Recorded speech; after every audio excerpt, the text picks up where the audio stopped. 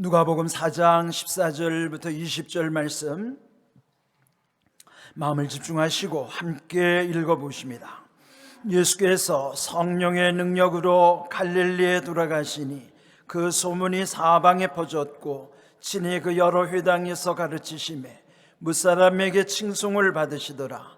예수께서 그 자라나신 곳 나사렛에 이르사 안식일에 늘 하시던 대로 회당에 들어가사 성경을 읽으려고 서심해 선지자 이사야의 글을 들이거늘 책을 펴서 이렇게 기록된 데를 찾으시니 곧 주의 성령이 내게 임하셨으니 이는 가난한 자에게 복음을 전하게 하시려고 내게 기름을 부으시고 나를 보내사 포로된 자에게 자유를 눈먼 자에게 다시 보게 함을 전파하며 눌린 자를 자유롭게 하고 주의 은혜의 해를 전파하게 하려 하심이라 하였더라. 책을 덮어 그 맡은 자에게 주시고 앉으시니 회당에 있는 자들이 다 주목하여 보더라. 아멘. 주연절이 계속되고 있습니다. 주연절은 주님께서 현현하신, 즉 나타나신, 역사에 나타나신 것을 기념하면서 또 이 3월 2일 그 사순절이 시작되기 전까지 우리는 이 주현절기에 예수님의 공생애에 관련된 사건과 말씀을 묵상하고 있습니다. 오늘 이 본문의 내용을 토대로 하여 제목은 복음에 주목하라 입니다. 오늘 예수님이 그 고향 나사렛에 오셔서 회당에 들어가셨고 또 첫 번째 그 성경을 찾아 읽으신 본문의 말씀 속에 오늘 이 귀한 진리의 말씀이 있는 것입니다. 먼저 복음이 무엇일까요? 말뜻 그대로면 복된 소식입니다. 또 기쁨의 복된 소식, 영어로는 굿뉴스라고 그러죠.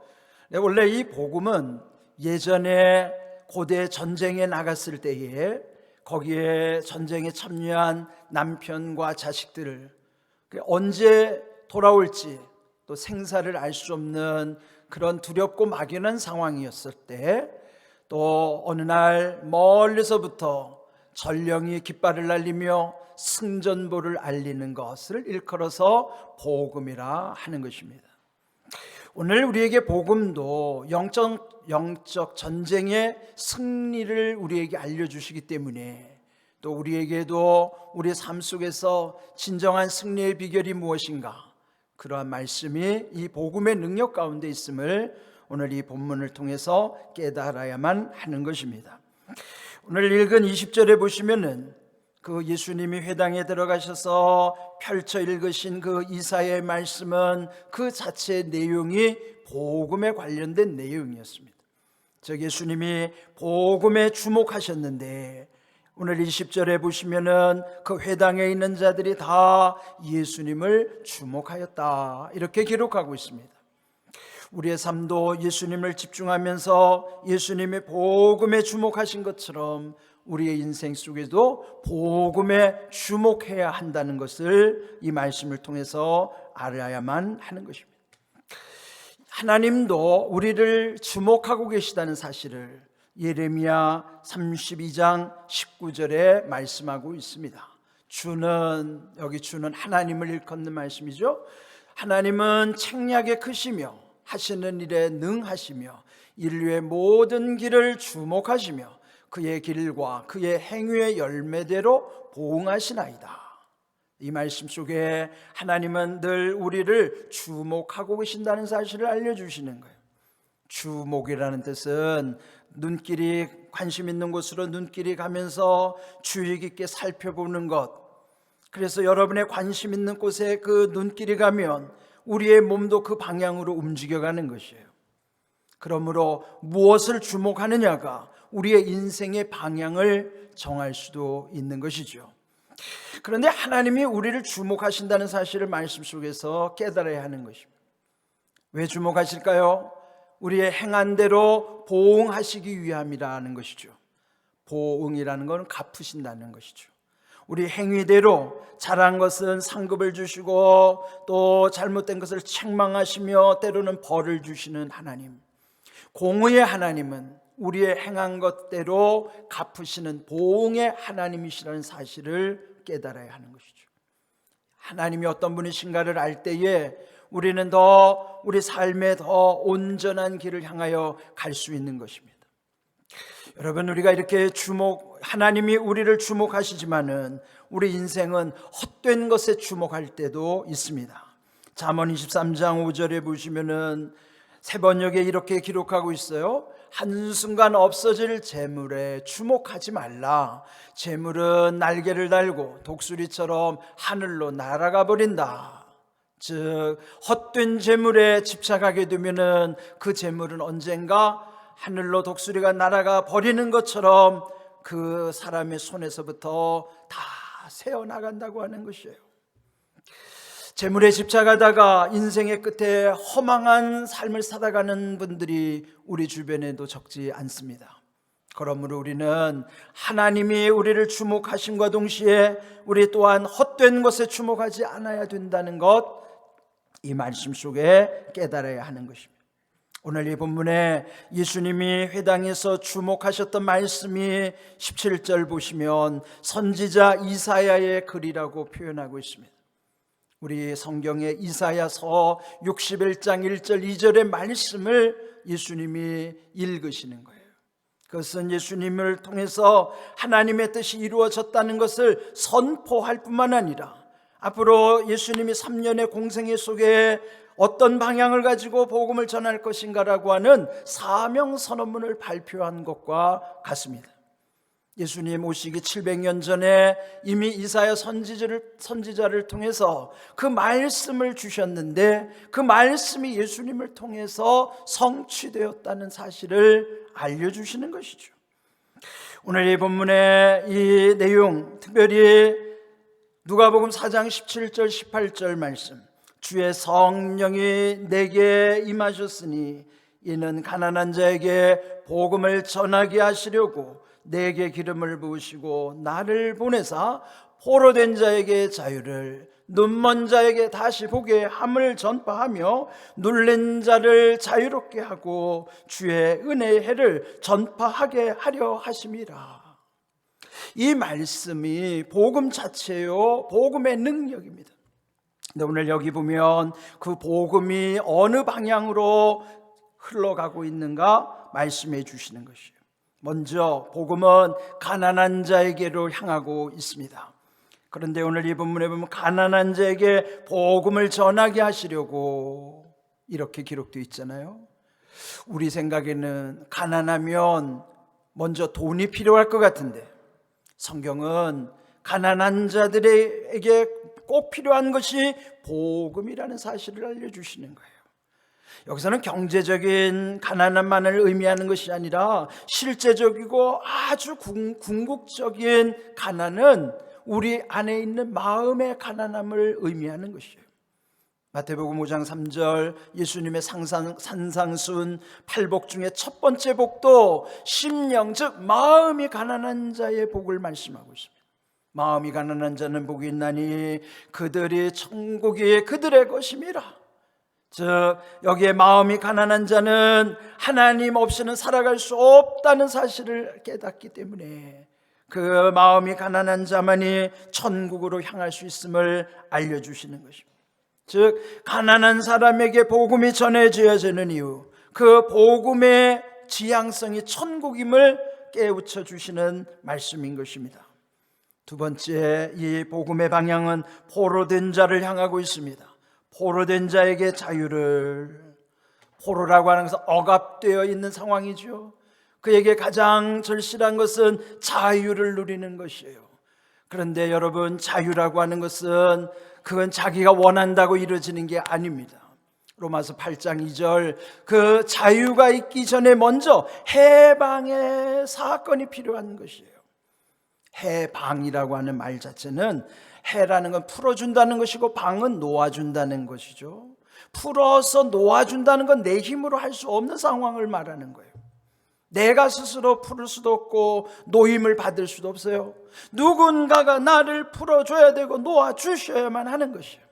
그 비결을 그리스도 안에 있을 때에 그리스도 안에 있는 두 가지 법이 생명의 법, 성령의 법, 그 능력이 우리를 묶고 있는 죄와 사망의 법으로부터 우리들을 해방시켜 주셨다는 사실을 말씀하고 있는 거예요.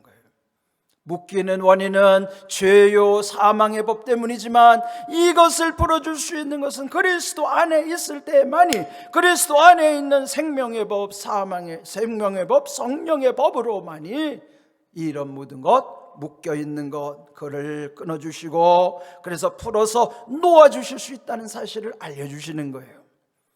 여러분, 자유하다는 것은 복음의 능력 가운데 아주 구체적인 사실이에요. 우리가 자유하기 전에는 죄에 억압된 포로된 상태에 있었지만, 그러나 예수님을 믿음으로 그 복음의 능력 가운데 첫 번째 우리에게 주시는 은혜는 자유를 얻게 하시는 거예요. 그렇다면 자유라고 하는 것은 말씀드린 대로 해방의 사건 가운데 자유함을 누리게 하시는데, 자유한 사람의 마음속에 평안함을 주심으로 그 평안함의 마음속에는 기쁨과 감사가 넘치게 되는 것이에요. 이것은 말씀드린 대로 하나님이 주시는 은혜의 완벽한 5가지예요. 해방의 은혜로부터 자유의 은혜, 평안의 은혜, 기쁨의 은혜, 감사의 은혜는 온전하게 하나 일체의 은혜예요.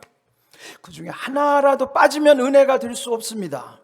중요한 사건은 우리들의 신앙이 이 앞뒤가 맞아야 돼요. 여러분, 그런데 신앙은요, 착각하기가 쉽습니다. 착각하지 않으려면 앞뒤가 정확하게 맞아야 돼요. 그러면 내가 그리스도 안에 있고 해방이 되었다는 증거는 그 다음에 자유함이 있고 평안함 가운데 기쁨과 감사가 있으면 해방된 거예요.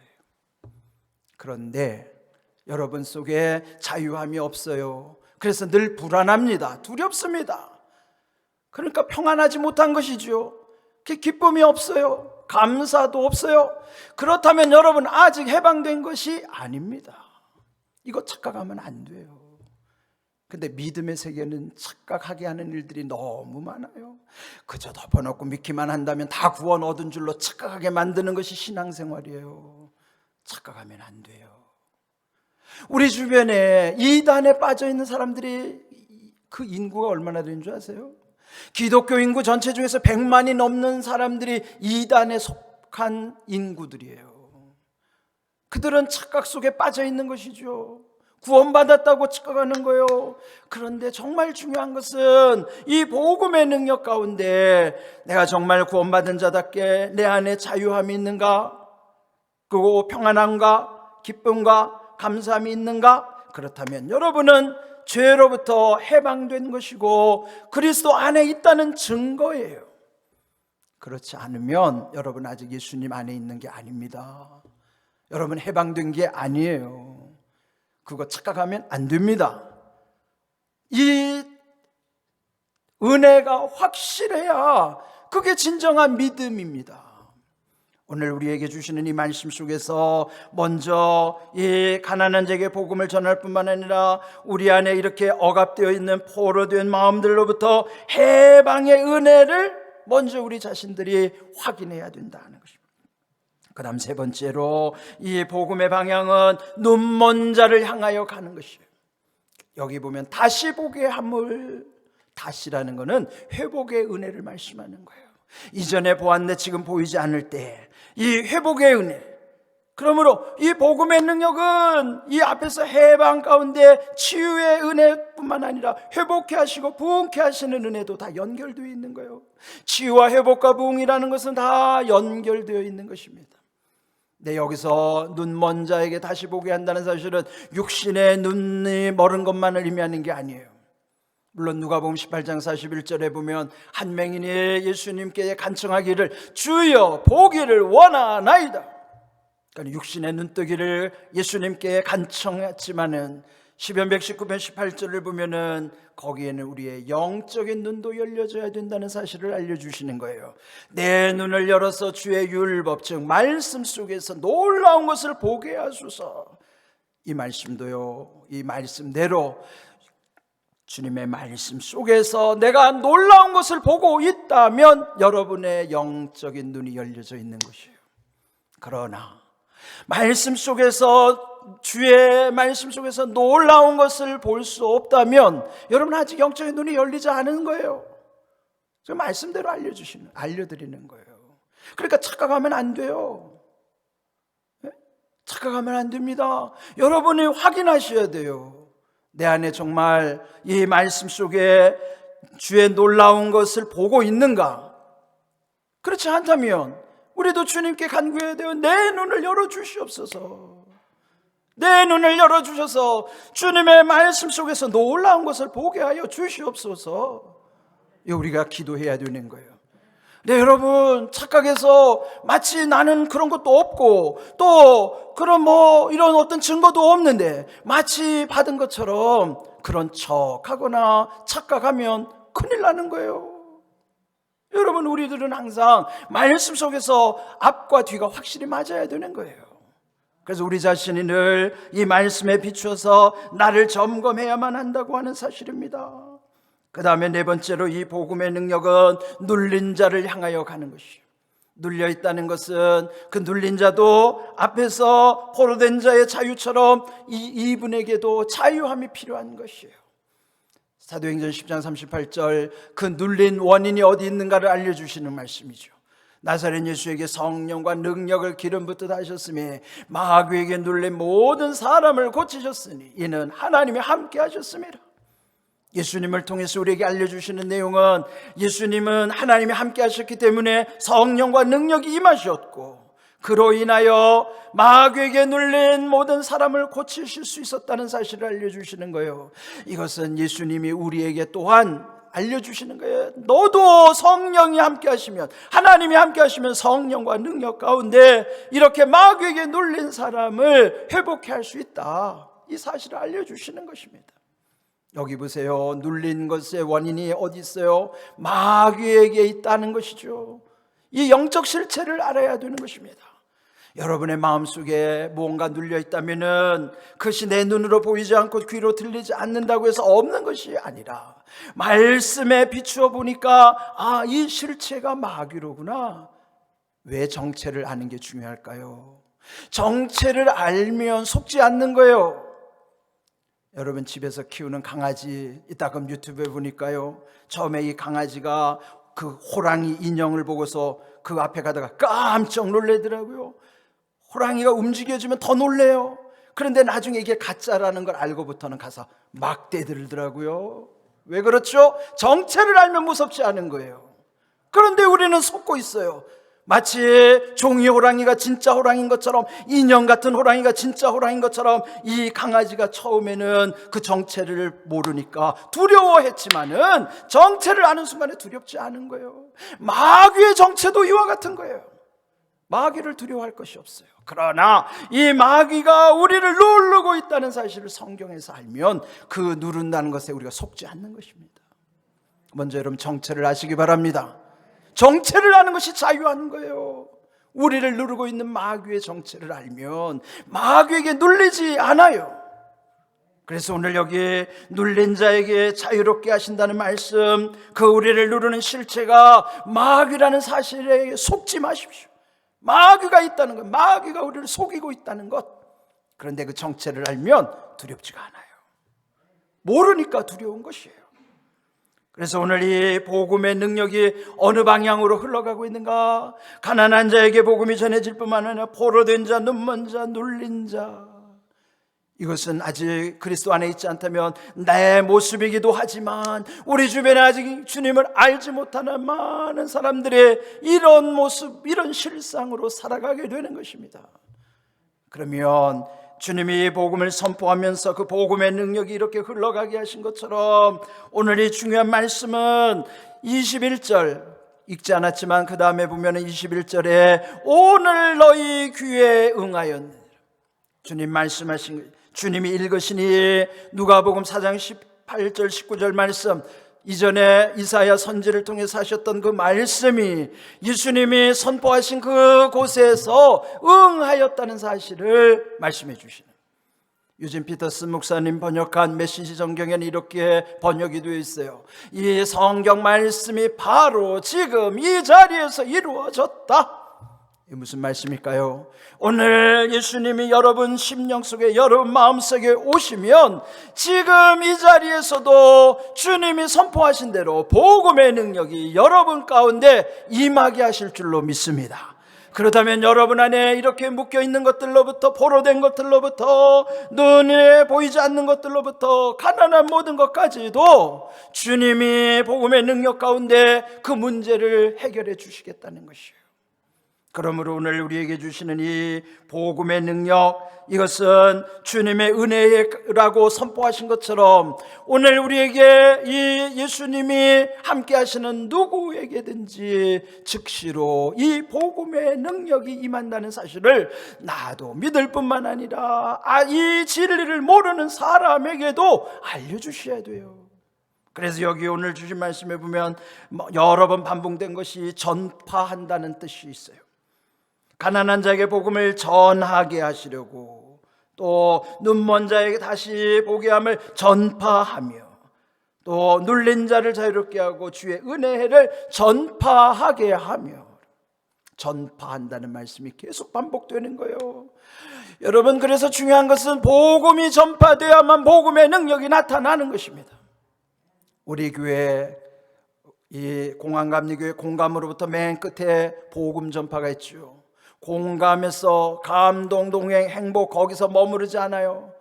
결국 이 앞에 네 가지 마지막에 이루어야 되는 것이 복음 전파의 사명인 것이에요.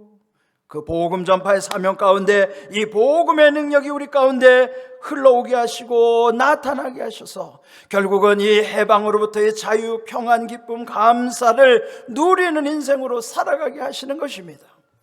이걸 먼저 우리가 체험해야 되고요, 또 이런 복음의 능력을 전해주어야만 하는 것이에요. 그래서 올해 우리 교회 여러 가지 해야 될 일들 중에서 저는 가장 중요한 것이 1113 전도 축제라고 생각하는 것이에요. 1113이 11월 13일을 뜻하는 것입니다. 11월 13일 주일을 목표로, 또 이 의미로 보자면 1월부터 11월까지 우리 각 사람이 3명 이상을 복음을 전하자는 거예요.